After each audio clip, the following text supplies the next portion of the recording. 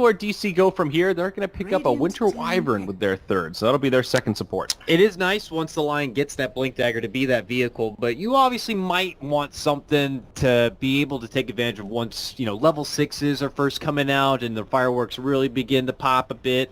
So, you see some teams still reach for something like the mid lane Puck or Queen of Pain, and I can see DC going for something like that. But for now, as you mentioned, stepping off for the Wyvern, we don't see this very often at all. Helps obviously some extra sustained power. I don't know what this kind of says for the draft right now. Otherwise, beside that, Digital Chaos just want to have a good sustained support to possibly hang around their mid lane in case there's possibly some early aggression against Wings. It helps nicely against the Beastmaster and any sort of heavy push strat because his Splinter Shot is very good at spamming out the waves from a good distance away. But the other nice thing, I guess, is that his ultimate, the Wyvern's ultimate, is pretty much going to be an insta-kill on whoever he gets. With the help of Beastmaster and his passive, it will make his Winter's Curse very nice. Yeah, that's the one thing that I was thinking of. That Winter Wyvern's okay against Beastmaster lineups for both reasons. Like you said, the creep clear as well. Not the most popular hero on this patch though, and of course with the Cold Embrace, it can set up for other skill shots. So the first one that comes to mind is like an Invoker Sunstrike, for example. Sure, maybe you save them from that immediate death, but there's always other stuff that can fly through that physical damage immunity. So Wings will go into the Tusk. Okay, another nice aggressive support. Man, Dazzle Tusk feels like last patch all over again. So much reset with these two heroes. You've got a Shallow Grave as well as that Snowball. So if somebody's a bit too overextended, if they get caught by that Infest Bomb, you have two ways now to keep somebody safe. And, with just one, you can kind of crowd control the Tusk and then focus on other heroes. But it's going to be hard to control both the Tusk and the Dazzle. So securing some of those early kills actually might be a for DC here. It can be a little bit of a telling sign to see Wings pick up a Tusk, because the first thing you think of is a Tusk, huh? Why not an Earth Spirit, let's say, who normally fills the spot of a Tusk and kind of replaced him altogether in this meta for the most part. Well, they must want something that Tusk has that Earth Spirit doesn't, which is not a whole lot. And one of the big things I can think of is what you mentioned, is the defensive aspect, the way of having the Snowball to bail someone out. So I wonder if Wings are going to be rallying all this defense around one mighty, meaty core player.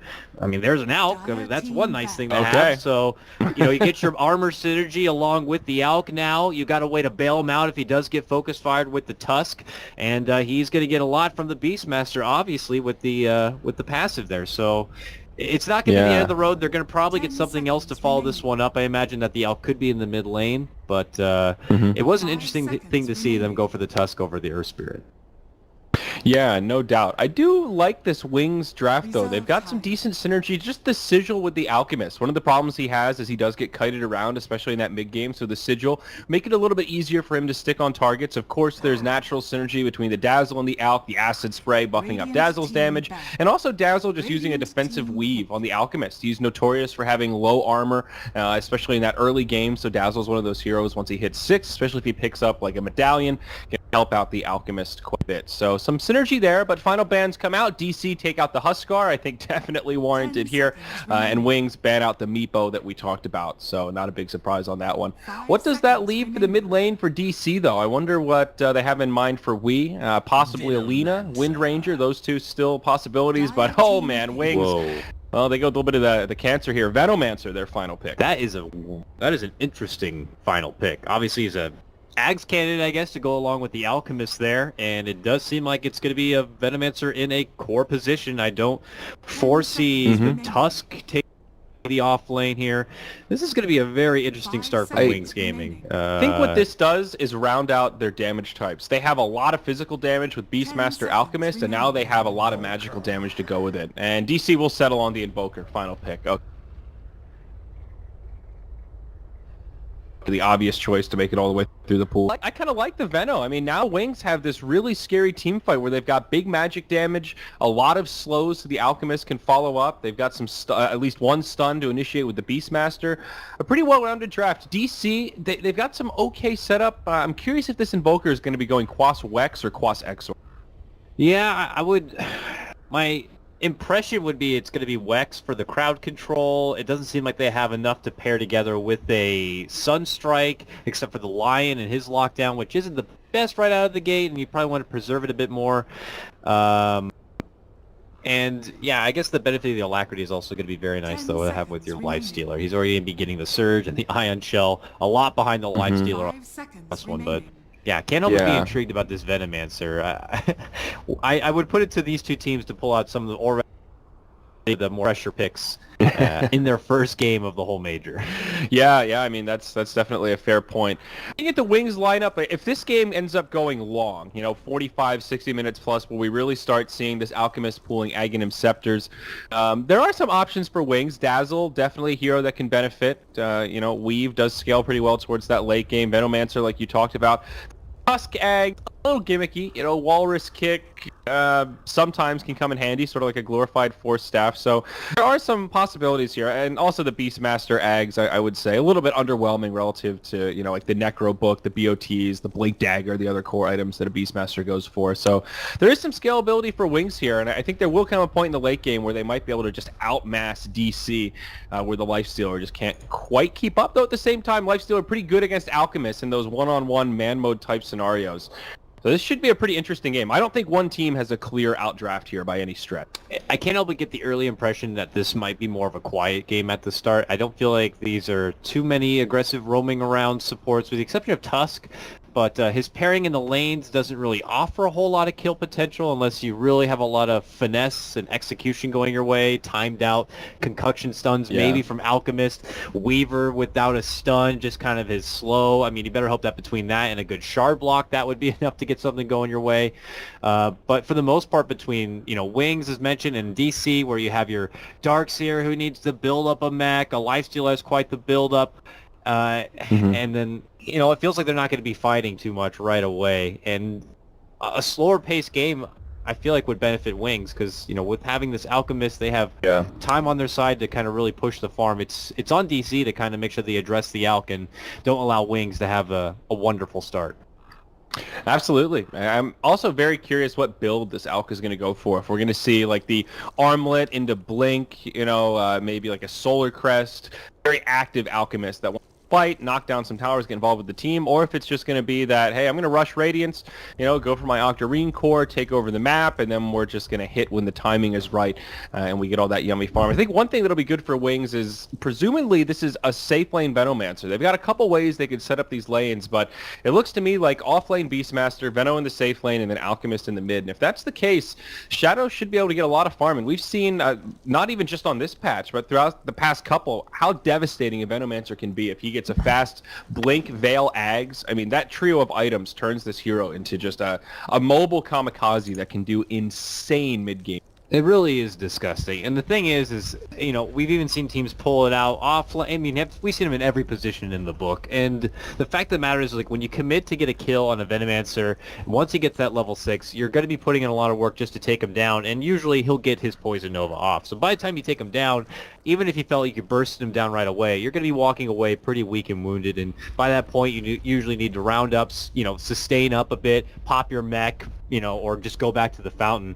And that was all just for one kill. And usually by then, the rest of the team is already pre-plotting their next split push or a way to kind of pull out their own counter fight, where Veno had just done his job. So he's fine to be going down at that point. So I am anxious to see if it's enough of attention that Wings should prioritize in getting the Ags to get the most out of that kamikaze effect, or if they prioritize it a bit differently. I happen to pull up one of their recent games with a Venomancer. Everything else paired with it's not the same of what we're seeing in this game, but sure enough, in that game, it was a very, it was Shadow again, and it did have a lot of utility with it. He got an early pipe, but eventually did get the Ags and even a Veil to kind of add on top of it here. So pretty disgusting magic damage.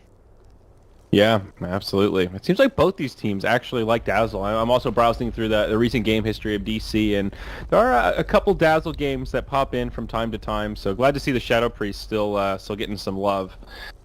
Misery with the Manor question mark here. Hopefully Alchemist isn't having too big of a tech issue. This is a rocky start for our opening match here.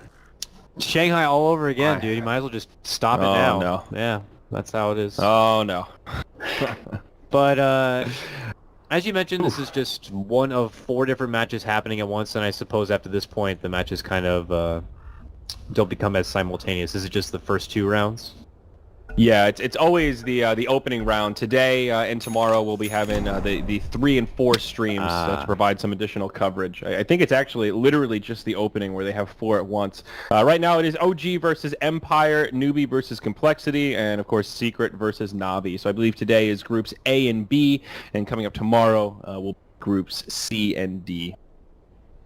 Lot to look forward to over the next few days, man. So much Dota 2 to come. I am so excited. Just a blast of Dota. If you love Dota, then you're in for a magical treat this coming week. Yeah, I hope my sleep schedule can handle it. That's the only problem here with this, the Manila Major. It's literally a 12-hour time difference for me, so it's I'm going nocturnal for the next week, I guess. All right, so apparently to go along with the audio issues, they are not letting Wings... they have a mic that can't send voice, and they say they can't play without headphones. There's obviously been some, concerned folks in the past. I have seen at events a lot of these Chinese teams do like to play without their headphones on. But yeah, it's not even just China. It's kind of the Asian cultures in general. I know it's like that in C. A lot of it just comes from the LAN cafe culture, where they're all, they play near each other, and they're just sort of built into the culture is a lot of kind of that no-tail style. A lot of communication, a lot of hype, a lot of yelling, and they make a lot of noise, man. They yell over the ambient noise. I guess it is. Got to be a change. You're used to that environment, and then you show up, and they're like, all right, noise-canceling headphones on, microphones out. It's a little bit different, but they've solved their issue. We're going to be able to resume here, so that's good. Let's get this party started now. So for DC Wings, the odds books have this one pretty even. I would bank that Wings are going to be the more polished team coming into this one. They have a bit more experience playing with more international teams and kind of getting around the block, and have also chimed in a fair... I mean, both these teams have been grinding out a lot of games. In a lot of qualify. I mean, probably some of the most games in this whole tournament. I would not be surprised. I mean, you see teams like Secret and EG just kind of coasting into these majors, but they've only played like 2 best-of-3s or something like that, I feel like, before they've gotten to this point. Yeah. So these teams are warmed up and ready for this meta. Yeah, Wings pop a smoke early on here. Not going to do too much, but all these early wards come down. Dire get one in the Radiant off lane, as well as on the plateau here near the Radiant Ancients. And Radiant going to get a couple servers down just in that bottom river. They'll get one near the entryway to their safe lane, and then in the mid lane here where the Invoker will be. DC all grouped up. Curious where they're going to go here. Are we going to see a potential skirmish around these bounty runes? You don't see it too often, but right now Wings do have that vision advantage. A little bit of intel on the positioning of DC, so they have a fairly good idea of how these movements could go. They're grouped up about the bottom rune too. I mean, see what DC Wings does. are It looks watching. like they will just go have top. They have that mid lane ward here. It's just out of the range of that sentry that DC put down, so they think that they're clear right now, but Wings obviously have the idea of what's going on. We're not going to be seeing any sort of early skirmishes. I've noticed that a lot of teams like to be polite at the start of the game, except for the European, specifically the CIS region. They will gladly trade blows before the bounty rune will get underway, but it is kind of strange. On this patch, they changed it so it doesn't give experience now. And I remember the theory crafting at the hub thinking about, well, maybe they're going to start changing up who gets the runes. Maybe they'll start fighting over them. And it's like, nope, gentleman's agreement. It's going to go 1 for 1. I would say at like 80% of the games I've cast over the past month. Sometimes, though, you'll get that one team that there's a 5-man smoke and they wrap up and around behind the Ancients waiting for that, oh, I'm just the mid laner, I'm going to get my free rune. Yeah, they'll get one dirty tactic like that. That's the closest to excitement since we don't see as many level 1 Roshis anymore. Yep. This offlane Beastmaster in a world of hurt already. Yeah. Saksa, as well as Misery, harassing him quite hard here. The Arctic Burn actually bringing him low. Sunstrike connects. One more auto attack. Misery's going to dive it. Misses the stun, and now he's almost going to go down himself. Just barely survives, down to 2 HP. Creeps can't quite finish him off, and Faith Beyond will go ahead and eat that salve. They get picked back up. Now in the bottom lane, Moo taking some damage as Innocence comes walking on in. They've got the double slow. They know he's only level 1. No surge out, and it's a first blood for Wings. Dazzle gets that bonus goal. Real unfortunate for DC. You could tell it the way they put all that into that gank that they were hoping to walk away with that first blood here, but it's Wings who get it done. Bottom lane doesn't feel like a duo that would be able to have a lot of kill potential. I even mentioned it in the draft, but they have enough to shut down Moo before he can even get close enough forward the level 2. And that's really all he wants. Once you get to level 2, you got the surge, and you can get out of trouble, especially if all you have to work with is the slow and maybe a shard block. But they zone him back, they pull the lane away, he can't get the XP, and now he's really in a world of hurt, and he has to go to plan B, which is in the jungle. Yeah, I think this is the right idea, though. At least jungle to get level 2 so you can show your face in lane, and maybe give them an opportunity towards the tower. They're going to stack up in the jungle, and most of this is going to be going towards the Alchemist. Already a triple stack at that medium camp there in the middle, and it looks like that's it for now. But a key part of the Alchemist strat, making sure he has some stacks to rely on so that he can get that huge boost to farm in the early game. Now up top again, right in onto the Beastmaster. Looks like DC have the damage this go around. Resolution goes into the Rage form, and he'll get credit for this kill on Faith Beyond. That makes it 1-1 as DC get up on the scoreboard. Good read right there by DC to recognize Beastmaster far out of position. They do still have that deep ward to kind of check out the bull camp, but they really didn't know if he was going to be committing that deep. And once they recognized it, Wyvern, of course, Saksa was in a beautiful position to catch him from behind, and he's been doing a good job putting that curse to use every time it is off cooldown. So that gets him back up and ahead and tries to get this game back even once more for him. And we'll just have to recognize, the mid lane matchup, 14-5 for the Invoker. Alchemist still hanging with him, though. And DC are going to have to make sure they do keep tabs on where these bounties will pop up if they want to nerf his gold game.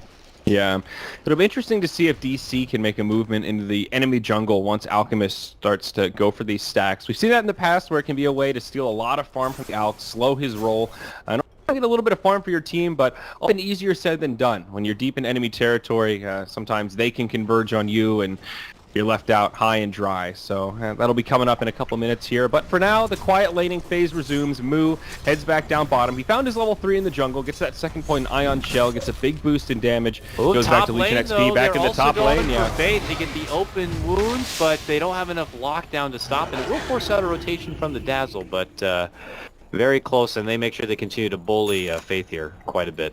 Yeah, good positioning from Innocence to TP in like that. He was level 3, actually didn't skill up the Grave, so minor win for him there, kind of taunting them like, don't worry guys, I've got Grave, I'm gonna save him if you commit for this. But didn't actually have to skill it up, so maybe he can find a kill elsewhere. Bounty rune up top. Alchemist has been 3 for 3 so far on these bounty runes. He is living the dream as Saksa gets pushed back. Saksa. Don't call him Saska, man. Apparently he will. I know. He'll get you. I have to learn it really good because he's definitely they're coming to the summit, so I dare not say that to his face. Bottom lane, shard block on the Moo. They keep trying their best now they can give this Darkseer as difficult a time, but obviously ever since Moo's picked up his Surge, he's been a lot more comfortable being near the lane, and his grind toward that mech can begin, because for DC, for the most part, unless they can get some more cutesy Sunstrike setups, they have to wait for this mech before they can really go on the objective path, I would feel. Mm-hmm. Yeah, definitely. DC will probably be a little bit quiet until Invoker really starts to come online, kind of like you're talking about here. What's he got on the Courier? That's just his Gloves of Haste. So waiting for that recipe to Tandemitis as Darkseer just trying to farm his hard camp here. We'll get intercepted by Ice, needing to leech some of the XP. Tusk, one of the lowest levels in the game, only 2 right now. He's off to kind of a slow start. He did pick up that first assist, just Oob and Brown Boots for any opportunity to find some extra experience. It's like one of the things I was also curious to see this game. It's like Tusk is definitely kind of just fallen out of fashion for most people, and again, like I said, why go for him when you have access to something like the awesome Earth Spirit? But we do remember being Tusk a bit more bloodthirsty at the start. He's flirting a bit with Moo to make sure he doesn't get anything too easy, but you don't want to get into that bounty hunter syndrome where you're doing nothing and you end up leading to nowhere. Top lane, it does look like they have the open wounds for Faith, but they're looking to turn it around as Innocence does innocently step in with the poison touch, but it looks like the situation will diffuse. Yeah, this Dazzle has been really eager to support the Beastmaster and make sure that he doesn't get ganked and shut down too hard, and it's kind of working. It's allowing him to stay a little more forward in the lane. He's halfway through level 4. We see some Beastmasters now, when they struggle like this in the offlane, just go straight to the jungle. Still play that 3 role, but farm as if you're on the 4, and he seems dedicated to this offlane, and I think some of that is because they want to leave that jungle farm for the Alchemist, but the Dazzle's positioning is making this work for Wings. Looking at the charts, they do have a minor lead. About 750 net worth. Experience is even, but hey, that's not bad for 6 minutes in, given that it is all tied up 1-1 and no towers have fallen yet. That's just straight CS in the lanes. I feel like as long as and things are just passively going the way they are, I mean, Wings will just win the farm game with the power of the Alpha. So obviously it is on DC to kind of maybe change the tempo of things, whether it's, as you mentioned before, shake things up, go into that Wings Woods, find those stacks, take them for yourself. I'm sure Moo would love of them. I mean, he just got to walk in and get a simple Ion Shell. He's eyeballing a stack right here next to him. But as that happens in top lane, I'm looking at a little bit of flirty play as they make a move for Faith. Sunstrike comes in. Very nice connection's going to be there, but look who it is. It's Dazzle. This time he has a Grave good to go. Yep, Innocence for the third time. He actually has to use the Grave this time, but still great stuff for him. And that serves as kind of a distraction for DC, because all the while, Alchemist is in the jungle. He farms up this big stack at the medium camp, and that almost secures his armlet. He's damn close, just one piece away. Meanwhile, on the other side of it, Moo trying to take out this stack of his own. He's got the Ion Shell up, so just doing some pretty good damage here, but in comes Big Bad Alchemist. He's going to start going for the cleanup and get that Grievel's Greed going. He is in great shape now, 4,700 net worth. They're going to go in onto Moo. The Surge goes off, but now the snowball forward. He's going to lose his Surge soon. He's still slowed up from the Veno. Veno actually doesn't want to commit for it. They see the TPs coming in. Ice may get left behind. He's going to try to run through the trees, but it won't happen. Zoxka TP's in. And they'll just get a quick kill on the Tusk. Okay, not bad for DC. Alchemist still clears up the stack, so I guess not really bad for Wings either, but at least they do get a counter kill the other way. Yeah, I mean, it does force a couple of rotations down. Ice was very thirsty to get that kill. You know, as mentioned before, he is a Tusk at the end of the day, and you're hoping to kind of get your hands dirty. He's not the best farmer, and there's not really a place for him to farm at the moment. So his best chance at getting some bursted XP or gold before the tomes do come out is to simply try to find some kill opportunities. They thought they had one there in Moo, but he was too close to the tower. The rotations came, and yes, DC got the kill. Yeah. Does mean that Beastmaster doesn't have to worry about too many threats in the meantime, so he can coast his way to level 6, which is nice. Because Wings can't wait for when the Roar comes online to have some good kill potential, but mid lane, it looks like Wee's going to be forced into dishing out an Ice Wall to avoid trouble. He's good. This is one of those scenarios where the Alchemist is just wishing he had 1 point in Unstable Concoction. He picked up an Invis Rune, which made that whole setup possible, and I think just one stun there from him would have made that kill a possibility, but they didn't quite have the lockdown, and Wee is able to walk away. And kind of unfortunate timing for Wings. He was right on the cusp of his Hand of Midas, and because he survives there, he will get the gold for it, and has a nicely timed 9-minute Midas delivered to him right there in the jungle where you can start grabbing creeps. Gets a pretty happy Invoker, all things considered.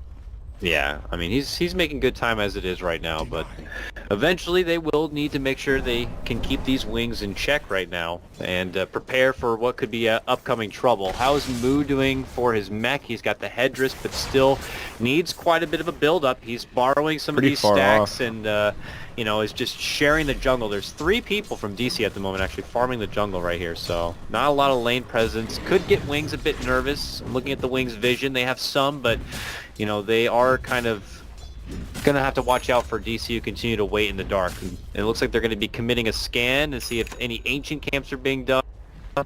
No, but they will spot out Saska, who is rotating through. Yeah. Well, things looking pretty good for Wings overall. Shadow in the safe lane is going to go for Veil first item. We spent a little bit of time theory crafting the different possibilities for Venomancer.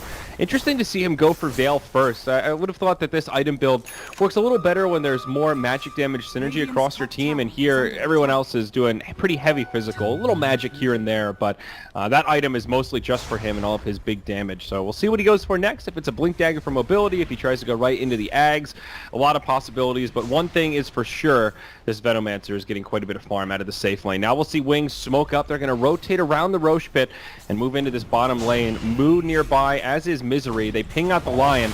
So this is going to be the target they go on. Snowball in. 2 deep behind the tower. Lion without enough mana to drop the finger, but Resolution's here. He TP's in. Nice stun from the Lion. Sets it up on the Ice. It's actually the Beastmaster that falls first, but it's a 2-0. Wings not going to find the easy gank they were hoping for, getting a bit too ambitious with that one. And Shadow not even out of the clear yet. Resolution getting slowed down by the Plague Wards. Will just turn, throw out a few right clicks, and that's where it will end, is just a 2-0. But DC, got to be happy with that. They level out that net worth chart. The deep commitment from Wings is easily punished by some swift rotations coming out from DC, and they avoid a lot of that teleport time too.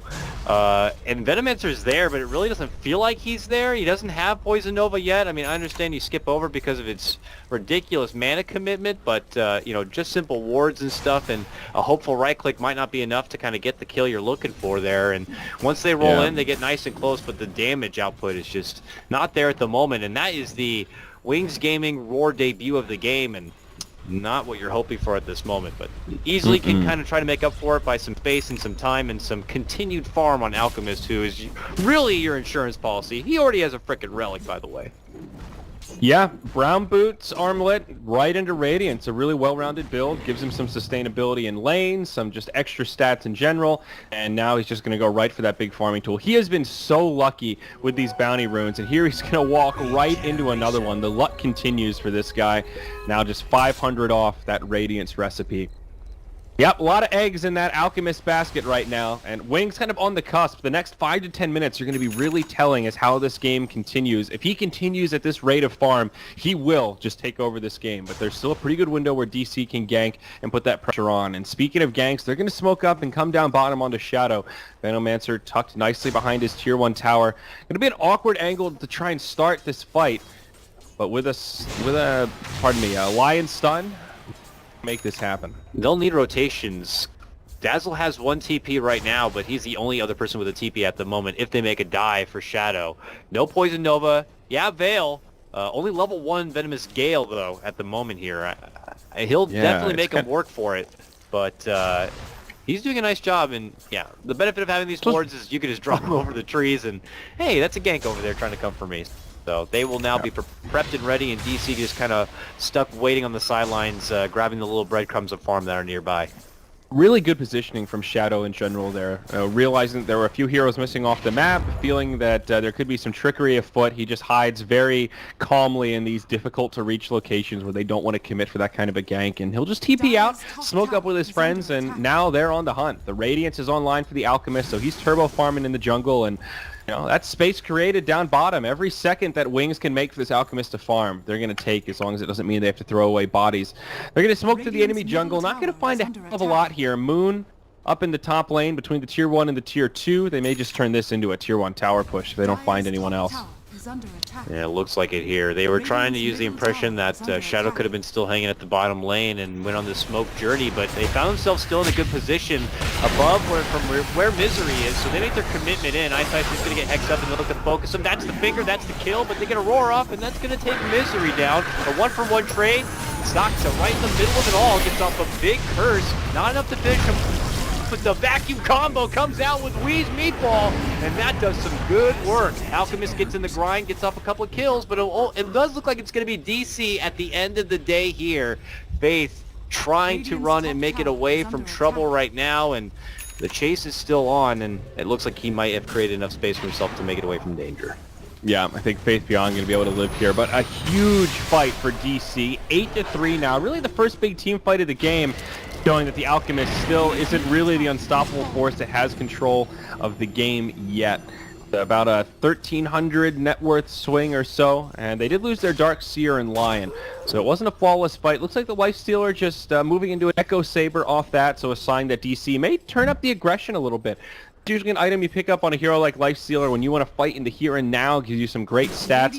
Not the best farming tool if you're just going to be AFK in the jungle, so I think DC are going to start ganking, maybe start to use those Infest Bombs a little more with the Lion. He's very close to his blink, 1,900 gold right now. Wow. So, we'll see. Also, that mech that we've been talking about on Moo, he's just a couple hundred gold off. Yeah, I think that fight is just going to give DC a huge boost in morale right now. I think that they can recognize that they are going to be winning some of these team fights as long as they play with the cooldowns they have, which, to be honest, their team doesn't have a whole lot of crazy cooldowns to work with. Finger is pretty high right now. It eventually will kind of fall off a bit once he gets some levels under his belt, but you know, outside of that and the wall, they have great opportunities to make some big team fights happen if they continue to play that game. I mean, I don't imagine they want to play more of this counterfight game where you hope that Wings continues to smoke into your turf and you happen to catch them off in a better fight, but maybe instead being more proactive. It might just be the mech coming online that will decide that or not, but for Wings, they're Alchemist. Yep. He's got his ruby red shoes, Boot to Travel online now, so his farm potential will continue to rise, but we'll just have to see how much farm he's going to be available to him once DC decide to turn it up. Yeah, and DC now holding on to about a 2k net worth lead, somewhere about 4,500 experience edge, so it is sizable, but still a ways to go before they close this one out. I have a feeling they're just waiting for this Misery Blink Dagger. He's now 30 gold away. He picks up a smoke. They might just wait for the passive gold gain and stop by the side shop at this point. You know, pick up that teleportation dagger. Wings at it once more. They're actually going to smoke up themselves and again have it go into the enemy territory. But DC, nowhere to be found. They're split up in the lanes with most of their forces down bottom. Faith did not have the book last time. He has level 1 now. He's actually, unfortunately, a bit under farmed for a Beastmaster where you like to be. Now, there's going to be the snowball roll. They go for Weave. Sentry's going to be dropped. It's enough of a vision that they can get the roll in, or the roar rather, but a vacuum pull out from Moo. Iron Shell rolling forward. Now that's going to be the wall commitment. They'll finally get Weehaw down. But a beautiful turnaround from DC as they wipe the floor and take out 3. Hard commitment from Wings, and they continue to get punished. Yeah, Tusk does get the Invoker, but absolutely not worth it. It seemed so eerily similar to what we saw in this bottom lane behind the Tier 1 tower just 5 minutes ago, where they dove so deep, and pretty easy reaction for DC. Honestly, all they had to do was TP and rotate in, and it was pretty clear that Wings were way overcommitted. I mean, again, I guess you can say it's Space Grave for the Alchemist. His net worth is continuing to skyrocket. He's already got a Vitality booster and another 1,300 gold, but you know, I think they can create similar amounts of space without throwing away 1 for 3 trades in such an aggressive manner like that. Yeah, they're definitely playing it as if they need to get these kills. I mean, I feel like they could definitely afford to kind of play with the clock a bit, but I know they made this commit for the Tusk, and they're probably hoping to kind of get more bloodshed going their way, but for each opportunity they think they have at a gank, it continues to just make life better for DC, and now they're picking up even more free gold on the map. A Tier 1 in the bottom lane will be going down, and already we have a Sage in the pocket here for resolution waiting back at the base, so yeah, their Roche potential is also coming online very nicely here, and they still hold a couple of Tier 1s to get access to. DC are in great control of this game right now. Yeah, even though the Lifestealer is behind by 3 or 4k net worth, I think Resolution's been farming very well considering he doesn't have a true farming tool. You know, no Midas or anything. Given that he's gone for these kind of combative items that allow him to get involved in these early skirmishes, he's really kept tempo pretty nicely. 4-0-4, hasn't died yet this game, and overall had a pretty good showing. They're going to move into enemy territory and just clear out a couple of these camps in the jungle, start to take away just some of that map control from Wings. Right now it is 2-0 in total tower count, DC taking out the Tier 1 mid and the Tier 1 bottom. So that does open up the Radiant jungle a little bit and limit some of the space where Wings can safely farm.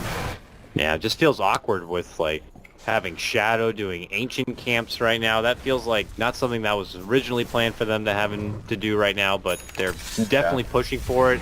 He's got a staff here. Not sure if that's going to be building into a second book or a 4th staff, but nonetheless, or another utility Ags to have, or yeah, just the Ags, maybe a single component for the Ags. But they definitely feel off where they want to be right now. While DC seem peaked and ready to take a fight here, they got Misery at the moment with his blink smoked up. He's got the bomb. That's the pop. That's the blow up, and that's the kill. Ice goes down, and DC make it look easy. Absolutely. That's the power of the Lion Lifestealer duo. We've seen it a lot, and for good reason. Dazzle in a precarious situation here, perhaps, holding the high ground, but not too many places to go if they find him. He does have a Grave TP, be the one solace to get out here, but Wing's going to have to take another pause. So cold. Oh, that's unfortunate. The AC is blasting a bit too hard. Well, Manila, it's like, what, stupid humid apparently out super there. hot. Like, super humid, yeah. Super hot. It's like walking through oatmeal or something, so they really gotta have, like... That's what it was like in Kuala Lumpur in Malaysia. Like, I didn't bring enough clothes because I didn't expect to completely sweat through 2 sets of clothes per day. I mean, it's insane. You spend 5 minutes outside and you feel like you just got out of the shower or something. It's just so humid. And so I suppose they're probably blasting the AC where they are right now. Yeah. It's just so cold. I can't get my blink dagger off, you know? Yeah, that's a problem. It's hard to play with cold fingers. I will attest to that. Vascularization, it's serious, man. It harbors that gaming ability. While we're in a pause, I'll ask you the question. I think I saw in the pre-show before we got started what the community voted for and what the English broadcast panel felt for were like the top teams right now. They had laid them out, all of them. But what do you think are going to be the top 2 teams right here? I'm curious. The top 2? Let's say top 2. Or just top 2? Ooh, God. I don't know about top 2, but I do actually think DC could have a pretty good run here. They're a team that I think a lot of people have slept on because they've had so many funky rosters that the brand is like, oh, DC, the team that doesn't qualify for majors, and this lineup is just like they're carrying so much momentum into the major. I think that's really important. Top 2 would be crazy. I think it's possible, but unlikely for them to do it. Liquid, I think, is a pretty safe bet for top 2. Recent results, momentum as well. I would definitely, if I was a betting man, I think Liquid will be pretty high on my list. And honestly, EG, I haven't seen too much of them recently. They're one of those teams, kind of like Secret, that keeps it pretty close to the vest. They don't play in too much outside of the majors and various other big tournaments. But the boys in blue, I think they're always a potential favorite coming into this stuff. Yeah, I could agree with that. For DC's, for the side of DC, I mean, obviously the stigma is just they've only been playing in NA, and does that mean a whole lot as far as where they stand and internationally ranked?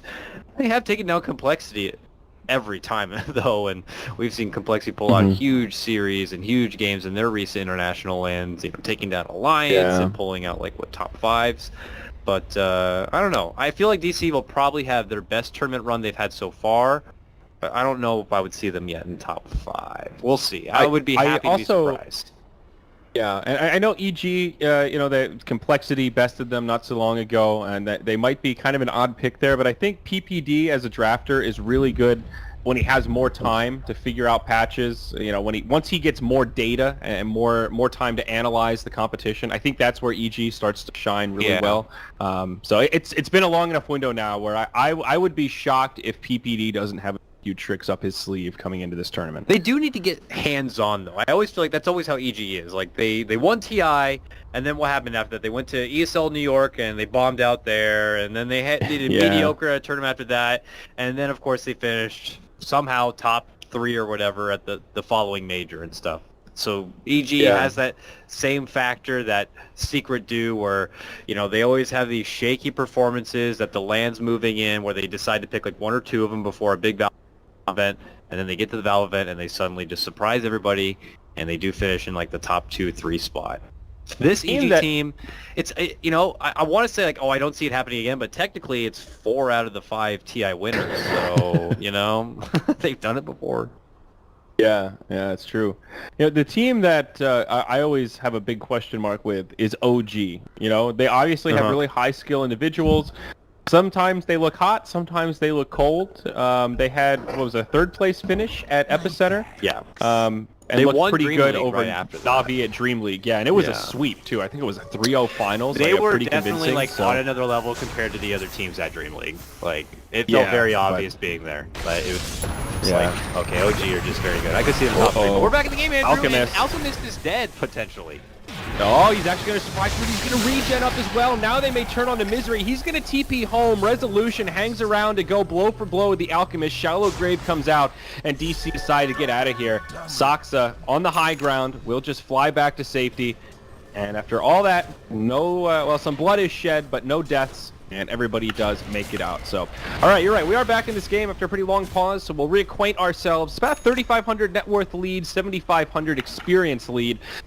Chaos right now. They're in pretty good shape, but as you can see by the net worth drop down, this Alchemist is still farming damn well. He picked up that Vitality booster, now has a full Manta style to go with his BOT Radiance armlet, but DC just moved right into the Roche pit. You pointed this out not so long, KG, that their Roche potential is quite strong, especially with Alacrity on the Lifestealer, and they're going to take advantage here. Should be able to get it without much contention. Wings may even know this is happening, so they'll try to go for their own casual trade, which will be that top tier 1 tower. Still alive if there does want to be a rotation, but there will not be. But Wings will just continue to farm as it is. I mean, they might even kind of be in the mindset that they're expecting to lose potential tier 2s in the near future because of this Aegis, but they're definitely not at critical mass yet, where they would like to be on this Alchemist. Obviously, they would love for Faith to be able to get his book 3 together. I'm sure they would even anticipate a Blink Dagger to have that as a follow-up. So, DC, if they want to keep a way to stay in the positive, they got to go, and they just need to make sure that they can make sure Wings don't have opportunities to farm and allow this Alchemist to be a beast. Yeah, definitely. And DC's going to do that. SNY coming out on the Lifestealer, so he's still getting these great combative items that give him an edge in the here and now. Weave from the Dazzle comes out, connects on 2, and DC will just retreat. I think pretty happy to force a reaction like that with just 2 heroes as they see the Alchemist in the mid and open up the map a little bit more. Just seems to be they DC still got a pushing pretty the good lanes. window. But Yeah. I think with this Aegis is where they really want to make it happen and start clearing out these tier 2 towers. I mean, without question, a fight will be coming with this Aegis here, but it looks like they're going to wait for the stars to align first, because you're kind of stuck in a predicament. Maybe you're looking to finish off your next big item before you take this fight, but at the same time you don't want to allow the Alk to continue farming up, because for every extra, oh, I need just 300 gold here, he's going to quickly throw together another 1,000 towards his big item. So you got to get what you need fast. It could be on resolution here with 1,000 to his name at the moment. They continued their move, but it's actually Wings making their move. Bottom lane, a 4-staff initiation, going to be swiftly avoided by Misery. He blinks straight back and creates some space from Trouble, but Ice should get the vision. No, not able to get close enough. Quite. The darkness is out, and he cannot get the snowball off. Yeah, nighttime saving Misery's life there for sure. It's almost like Misery sensed that was coming. He was farming in a pretty aggressive position. There were a lot of Wings heroes missing off the map. DC pretty dark in the enemy jungle. Actually, no wards down. So he had his finger on the trigger, and he reacts just in the nick of time as that Veil was coming out. It is interesting that Shadow seems to prioritize the Force Staff over Blink Dagger. I think he mentioned in his match history that goes for some of those utility tools. So 2,000 gold, that's about halfway to an Aghanims if that's the route he wants to go, but could also just try to tank up himself. I also want to point out the Dark Seer build. He went right into Pipe after Mech, and Moose actually got it completed. That's a huge item pickup here, kind of counteracts the effect of the Veil on the Venomancer. Yeah, absolutely. I mean, I know it was pointed out that he's pretty much the only person that can take the most advantage of that Veil, but it's enough to force DC to itemize appropriately for it. If that's what it does, then I think Wings are going to be happy about it. It's one step, further from being at your Blink Dagger on your Dark Seer, but now that DC do have the Pipe, I mean, they don't need to worry about Venomancer whatsoever, and I have yet to see his impact in this game, and that Pipe is not going to make a good case for him here forward. So here comes DC, though. Easy tier 2, but Faith does jump in, gets the roar off for Misery. That's going to be the Veil Pop Shadow. Oh, Wiggle pulls his way in, gets off, but they counteract it with their own vacuum wall combo here. And now Wings need to readjust, but now the damage begins to tick forward, and DC could begin to crumble. They will lose Moo, and makes it a 2-for-0 trade at the moment, as a DC kind of second-guess a commitment in for a round 2, but it looks like they'll opt to kind of withdraw and get the hell out of there. A great hold from Wings. The tower stays standing with 29 HP, so that'll be an easy deny for them as they retreat back. BKB on the way for Weehaw. Always hard to tell exactly what happens in those team fights. For whatever reason, a Dark Seer Vac wall always makes the servers lag a little bit when you're in America and you're on either Singapore or Perfect World servers. But appeared to be a pretty clutch grave from the Dazzle. Innocence keeping Faith alive and actually hitting the threshold there. Also worth mentioning, this Beastmaster going for a different build. He rushed the level 1 Necronomicon and then actually stopped off for a Blink Dagger rather than leveling it up. And I think way more commonly we're seeing Beastmasters go for the Book 3 primary and then get the Blink Dagger afterwards. So putting a little more stock in just the initiation power for Wings. Yeah, and I think it's not much more than that. Pretty cut and dry case if they're obviously going to be favoring the initiation or maybe the disengage factor of the Blink with quick reaction. I mean, we saw a Misery in the bottom lane just earlier, Could save you from being caught out, which could happen here sooner than you expect. The board's going to spot it, and he doesn't get the Blink off those. All right, that's the problem. You don't have the quick reaction. They're going to catch him with the Tornado, Ice Wall. He's not going anywhere, and they're going to get Ice on top of it. There's the finish with the help of the Sunstrike, and quickly to go down. They will lose Misery's Lion, though, and Resolution will have to pull off. Saksa eating a lot of damage. Glimmer Cape will help keep him alive as the mighty Alchemist thrust on forward. There's the response move. Vacuum Wall combo catches out the Alch, and now they can use the power of the Alch against him. It forces him back. Both teams will separate here. It is DC who come out with a better hit, taking down the 2. Yeah, it looked like a really convincing fight for DC at first, but a 2-for-1, not so bad for Wings. The Dazzle almost got bursted down, but he did just barely manage to grave himself and TP home to survive. He is hanging on to a Gem of True Sight, so that Dazzle kill actually would have been pretty huge for DC. Alk starting to show his power in these fights, though. He's getting harder and harder to kill. He's got the full Octarine core up now, and the plate mail picked up. So Man. either Shiva's or the Assault Karas on the way for him, probably getting close to that territory where he'll want to replace that armlet for a bigger ticket item, maybe a Heart of Tarask or Mjolnir or something like that. I mean, after that, he's just a step away from buying the Ags for everybody, considering he gets a Moonshard for himself or not. But nonetheless, we already mentioned in the draft the Ags potential on this team, and I kind of scoffed it like, oh, if he gets to that point. Most of these battle alchemist builds usually require quite the build up, and the game ends by the time he gets to critical mass. But he's surprisingly getting farmed pretty frickin' fast, and the game doesn't seem to be ending anytime soon. We will be seeing people with Aghanim Scepter for sure, and that's just the high ceiling that he brings to your team. Yeah, and I think Venno probably the first target to receive an Aghanim. Said he's definitely itemizing as if there's going to be one coming his way in the near future. He went Veil, Force Staff, now into the BKB. So slowing down on mobility, but just going for survivability. And I'm pretty tempted to agree with you here. Even though Shadow's been farming okay, he's 4th on net worth, middle of the pack.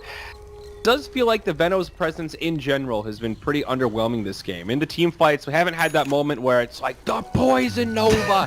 Has he even used it yet? I haven't even really noticed it in these team fights. If he has, the impact has been fairly minimal. He got a good one off in that previous fight in the bottom lane where they had the setup and he forced himself in just to get off the big Venomous Gale. And at that point, you just hope its impact is going to be good enough for your Alk to clean up the mess that's left over with your Radiance, with your Acid Spray. So, you just have to really take a look at the numbers, I suppose, at each of these fights to see what the impact actually is. But the nice thing is that he does bring more than just a Venomous Gale. He has that Force Staff now, and anything that helps you kite away from this Light Stealer is a big bonus. So, looks like they're making an approach bottom lane, though. Here we go. The Alchemist goes in first. He has the Shiva's Guard that he just picked up. Resolution saved by the Cold Embrace, but Weehaw with a fresh BKB goes into the front line. Speaking of the front lines, it's Ice in way too deep. He snowballed by himself. It's actually going to cost him his life, and now it's a 4v5. Venomous Gale falls short. Guardian Greaves and Pipe used by DC, and they're all pretty healthy. It's just a quick kill on the Tusk, and now DC want more. They're going to find Faith Beyond, Sunstrike off the mark, but now the Force Staff forward. They catch him with open wounds, the follow-up stun. Grave from Dazzle buys him some time. Now around the backside, Venno drops the ult. Again, a Cold Embrace on Moo buys him some time. He'll BKB. Beastmaster gets denied to a neutral as Alchemist just destroys his own Dazzle. The gem hits the deck. It's a wonderful ult from Saxa.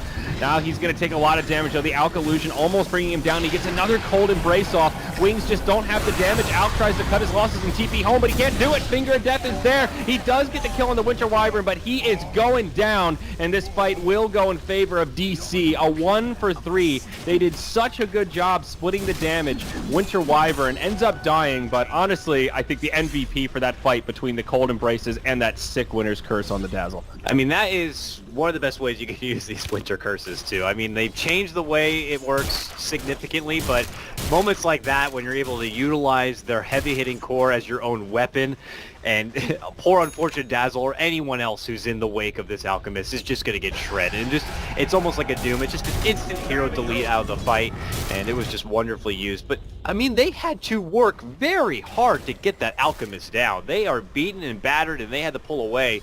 Imagine if Wings didn't have such a weird, awkward, stutter-stepping start. You can give credit to DC for that, though. We did a wonderful job zoning back most of the team with a brilliant Ice Wall. The Venomancer, unfortunately, was a bit off the mark on catching a lot with the Gale, given that we did have a BKB, and, this circles back to how effective this Venomancer actually is in the game overall. But considering the situation for Wings and how awkward of a start it was, that Alchemist almost walked away from that fight with a lot more kills under his belt. Next time, he's going to be even tougher to take on, so I don't know if it's easy street yet for DC.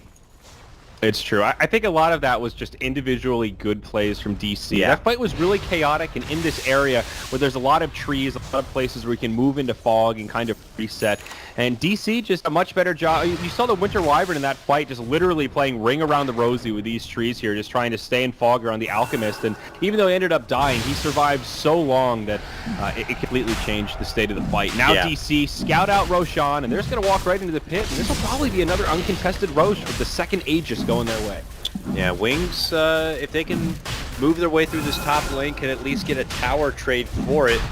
The common trade we usually see between a Roshan and a tower at the top here, but I don't know if Wings are going to be too deterred by it. DC can now kind of dictate the pace of the game for a little bit here, having the benefit of the extra life, but again, playing it against an Alp, you have to really make sure you calculate how much time you actually need before you could put this Aegis to use. You don't want to be handing over too much time for this Alp to be dishing out that next Ags for the upcoming fight. Yeah, no doubt about that. Interesting item choice here for Weeha on the Invoker. He goes for a Shiva's Guard after Ag's BKB. We'll hold that thought as they go right in on the Beastmaster, and Fest Bomb gets him low, and the finger will finish him off. Now they go in on the Ice. He tries to TP home, but yeah, that's not happening. They've got an interrupt with the Cold Snap. Get another freebie on the Tusk, as well as an extra 100 gold bounty for finishing off that little summon he's got there, his Frozen Sigil. Yeah, it turns into just an easy two-man takedown. Doesn't delay a whole lot. The Beastmaster's got his Blink and Book 3, which is your essential tools. But for the Tusk, I mean, he's not very relevant in this game at this point. Would love to have a bit more to be able to survive. But speaking of item gains, it continues to work out nicely for DC. Moo, after completing his Greaves, has now picked up his Blink Dagger.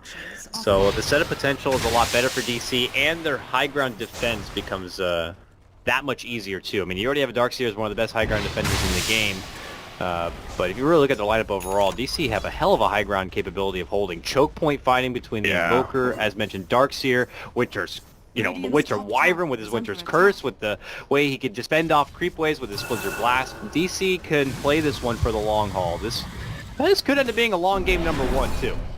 Yeah, absolutely. For Wings, though, I have more trouble seeing their win condition. They don't really push that well. I mean, the only way they can break high ground is if they wipe DC outside of the base, and that's going to be easier said than done. We hop pretty far forward here. He's got a lot of time left on the Aegis, just about a minute and a half into that timer. They are going to try to bait with him and maybe let him fall before they come in, but no, on the back line, it's actually Misery that gets caught. It's great initiation from Wings. They're going to go straight in with the snowball. Ice dies straight away. Face Beyond shortly after. Resolution just going completely ham in this fight. They'll trade 1 for 2 to get it started. That's where things will settle down. The Aegis of the Immortal still in tow on the Invoker, who is deep in the front line. This is a valiant bait on bait almost. DC gladly had we way out in front and were waiting in the back lines while Wings were trying this cheeky play coming up from the side here. We re-engages with the Resolution Bomb, but it's all for an illusion, so obviously that's going to be a swing and a miss. But they tried to make a jump from the side. They actually caught out Misery. It was just a one-man roar, though, and they bursted down the line. But then that didn't leave them with a whole lot of firepower for the follow-up fight. And it looked like Alchemist was quite hesitant on, putting his own stake into the fight there. Maybe not comfortable being too far and away from the tower, but obviously not a situation Wings were hoping for. Really good idea from DC to try and bait with the Invoker like that. Unfortunately, it seems like they almost forgot about the Beastmaster Hawk. That was what was flying over on the tree line and allowed Wings to have the vision to make that kind of initiation. But watching that fight, I feel like the biggest truth for this Wings lineup is the Tusk for me. I mean, that fight was good initiation. You just saw how quickly he died. I mean, I feel like his impact has just been so low this game. We'll see him go snowballing in onto Moo, Primal Roar to follow up, but are they going to have the damage for this? Now Venomancer and Dazzle joining the party. Cold Embrace will heal him up a little bit. He still has Guardian Greaves as well, and Moo is going to be able to walk away. Glimmer Cape also helping him out. Yep. Yeah, that's a pretty ambitious gank. And they could pay their price for it. Ice continues to hang around. Eats a piece of ice right there with the Splinter Shot coming out. We'll hit him in... We'll back up and away from it, but that's where you talk about the differences between him and if that was an Earth Spirit, he could have pulled off a two-man grip, get the silence, and kicked him back possibly. You're looking at a Tusk who kind of engages a bit, but as mentioned, just kind of falls flat shortly after that. So I don't know, maybe he could scrap together the money for a Blink, so he could be a Blink snowball save kind of a deal. Both him and Dazzle, just kind of the paramedics, I suppose, but obviously the ideal place. He's still pretty broke, but here we go. First Aghanim Scepter picked up by the Alchemist. Still flying over via the Courier. I have to imagine this one's going straight to the Venomancer. Definitely the Tusk there, for sure. Got to give him the kick. Yeah. The kick is the game winner. Let's see. Where's it going? And it's right to the Veno. So we've got a level 16. Yep. Oh, you said Venom. Oh, they both got it. Venom. Oh, I didn't know they Oh, already... he's done 2. Oh, he has another okay. Agnems. That was the second one. We totally missed the one on That's the Alchemist Beastmaster. factor right there. You can't sleep on the guy. He already gets 2 of them out. Yeah. Oh my god. Okay, yeah, I totally missed that. Well, when did he farm an entire Aghanim? That's what I'm telling you. DC probably also are like, wait, what? He suddenly has 2?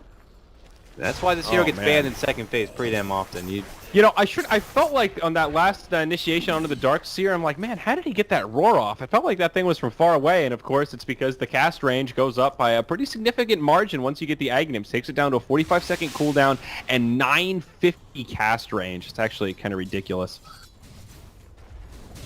Just kind of gives you an idea as far as what Alchemist really brings to your team. And next, I'd imagine, you know, could even be the big weave here for Dazzle soon, and then the armor mitigation just becomes ridiculous, and even a mighty resolution lifestealer will be feeling pretty damn weak here.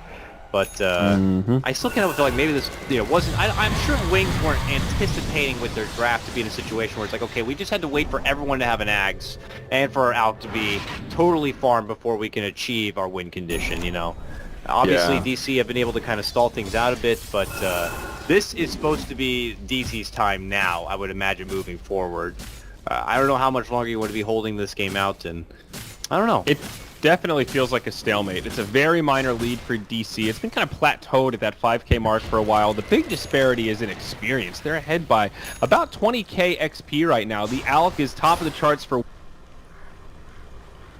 level. Dazzle and Tusk 11 and 12. You look over at DC, Winter Wyvern already 16, and Lion just one level away from that final upgrade at Finger of Death. So that's really where the big difference is. DC are doing a much better job splitting the map and sharing the farm for everyone, whereas Wings are putting a lot of their emphasis on this Alchemist basket. And you will feel that difference in the supports. Even the Beastmaster not having that level 3 ult, that does make a difference.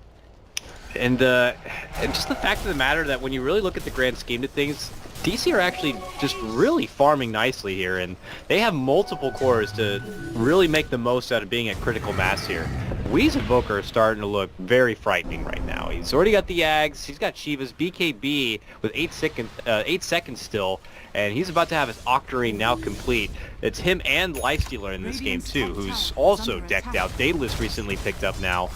You know, the both of them I could certainly see being able to kind of hold their own against this Alk. And once you make it past the Alk, what else really is there to be afraid of? Because by that point, everyone else has already committed all they had to do. Nova, not Roar, much. I mean, this next fight will be very telling, because this is Alk's 10-second BKB that he's bought for himself now. So this is the fight where he really needs to make something happen. Tier 3 tower up top has already taken some damage. Wings did use a glyph, and they will rotate most of their heroes back. Everybody except for the Tusk has made it back to the base, but that's enough for DC. They're happy to just do some chip damage, and they will retreat. Maybe thinking about waiting out the next Roche. 2 minutes now. Pretty lengthy respawn, a little bit past the mean there for the average timer. Aegis Cheese, probably worth waiting for. But hey, there's a Blink Dagger out on the Tusk all of a sudden. Ice finding some additional farms, so yeah, he will have a way to kind of disengage now when he goes snowballing on in. Looks like they might have found the Tusk. This should be an easy takedown, and I'm glad you bought that Blink, but that means you can't buy back now. So he's going to be out for nearly a minute without a buyback. This will probably turn into DC just swooping on in for a tier 2.